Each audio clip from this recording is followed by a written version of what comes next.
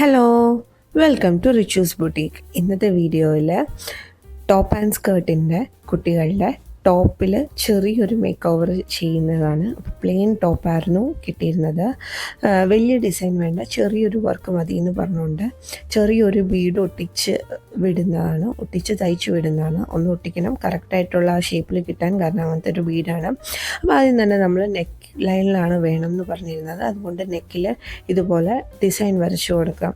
അപ്പോൾ അധികമൊന്നും വേണ്ട, ജസ്റ്റ് 2 ലെയറായിട്ട് തയ്ക്കാനാണ് വെച്ചിരുന്നത്. അപ്പോൾ ഇതുപോലെ ആ നെക്കിൻ്റെ ഷേപ്പിനനുസരിച്ചുള്ള ഡിസൈനായിട്ട് വരച്ചു കൊടുത്തു. ഇനി ഇതിലേക്ക് ഫസ്റ്റ് തന്നെ ഞാൻ ചെയ്തത് ബീഡ് ഒട്ടിക്കുകയാണ് ചെയ്തത്. കാരണം തയ്ച്ച് ചെയ്യുമ്പോൾ കറക്റ്റ് ആ ഷേപ്പിന് കിട്ടണം എന്നില്ല. അതുകൊണ്ട് ഫെവിസലിൻ്റെ ഫാബ്രിക് ഗ്ലൂ വെച്ചിട്ട് ഫസ്റ്റ് ബീഡ് ഒട്ടിച്ചു കൊടുത്തു.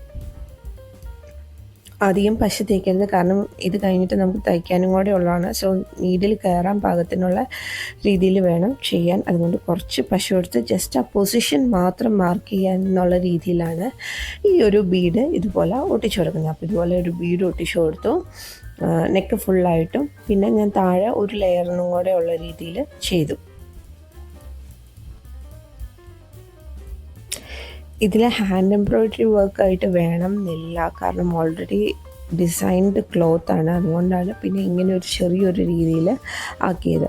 പിന്നെ നമ്മൾ ഇപ്പോൾ വെച്ച് കൊടുത്ത ബീഡിൻ്റെ ഇടയിലുള്ള രീതിയിൽ രണ്ടാമത്തെ ലെയറായിട്ട് ചെയ്തു. അവിടെയും ഇതുപോലെ ബീഡ് ഒട്ടിച്ചു. നെക്ക് ഭാഗത്തേക്ക് പോയില്ല, അതിനുള്ള ഗ്യാപ്പ് അവിടെ ഇല്ലാത്തതുകൊണ്ട് നെക്ക് ചെയ്തില്ല, ജസ്റ്റ് താഴെ മാത്രം ലെയർ ഒട്ടിച്ചു. അതുപോലെ തന്നെ ഈ ടോപ്പിൻ്റെ താഴെയും സെയിം ഇതുപോലെ തന്നെ ബീഡ് കൊടുത്തു. പ്രിൻസസ് കട്ട് ടോപ്പാണ്, അപ്പോൾ ടോപ്പിൻ്റെ താഴെയും ഇതുപോലെ തന്നെ ഒട്ടിച്ച് ഇതേ ബീഡ് ജസ്റ്റ് ഒട്ടിച്ച് കൊടുത്തു. ഒരു 10-15 മിനിറ്റ് ഇത് ഉണങ്ങാൻ വേണ്ടി വയ്ക്കണം. അത് കഴിഞ്ഞിട്ട് വേണം നമ്മൾ തയ്ച്ചെടുക്കാൻ. ഇപ്പോൾ ഒരു 10-15 മിനിറ്റായി. അത് ശരിക്കും നന്നായിട്ട് ഉണങ്ങിയിട്ടുണ്ട്. എന്ന് വെച്ചാൽ നല്ല ഇതായിട്ട് ഉണങ്ങിയിട്ടില്ല, ബട്ട് അറ്റ്ലീസ്റ്റ് ആ പൊസിഷനിൽ നിന്ന് വിട്ടു പോകില്ലാത്ത രീതിയിൽ ആ ബീഡ് ഉണക്കം തട്ടിയിട്ടുണ്ട്. ഇനി സാധാ മെഷീൻ ത്രെഡ് വെച്ചിട്ട് ഈ ബീഡിൻ്റെ ഇടയിൽ കൂടെ ഉള്ള ഗ്യാപ്പിൽ കൂടെ ഈ ഒരു മുത്ത് അങ്ങ് തയ്ച്ച് പിടിപ്പിക്കണം. അപ്പോൾ ശരിക്കും ഒരു ബട്ടൺസ് തയ്ക്കുന്ന പോലെയുള്ള സ്പേസ് ഇതിൻ്റെ അകത്തുണ്ട്. അതുകൊണ്ട് തന്നെ 4 സൈഡിൽ നിന്നും ഇത് തയ്ച്ച് യോജിക്കണം. അല്ലാന്നാണെങ്കിൽ ഇപ്പോൾ മെഷീൻ വാഷിലോ അങ്ങനെ എന്തെങ്കിലും ചെയ്യുമ്പോൾ പോകും. ഈ ഒരു ബീഡ് നമുക്ക് മെഷീൻ വാഷ് ചെയ്താലും കുഴപ്പമില്ല, ഇത് പോകത്തില്ല.